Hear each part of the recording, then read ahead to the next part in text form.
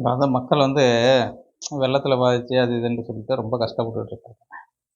அவங்களுக்கு போய் உதவி செய்யுங்கடான்னா, மத்திய கவர்மெண்ட்டும், மாநில கவர்மெண்ட்டும் உங்க அப்பன் வூட்டு காசா, உங்க அப்பன் வூட்டு காசா மாறி மாறி சண்டை போட்டுக்கிட்டு இருக்காங்க. மத்திய கவர்மெண்ட்டுக்கும் கேட்கிறேன், மாநில கவர்மெண்ட்டுக்கும் கேட்கிறேன். யாருடைய அப்பன் வூட்டு காசு? எல்லா அதிகாரிகளுக்கும் எல்லாத்துக்குமே கீழிருந்து மேல உள்ள எல்லா விஷயத்துக்குமே மக்களோட வரி பணம் தான். எவன் அப்பன் வூட்டு காசும் கிடையாது. நீங்கலாம் என்ன உழைச்சா சம்பாதிச்சு முன்னேறுனீங்க? ஆ?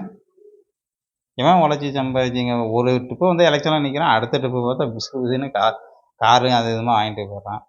இத தான் அந்த டிவியில அசோகவர்ஷினி நின்னுட்டு கேட்டுச்சு. அங்க பதிலே சொல்ல முடியல.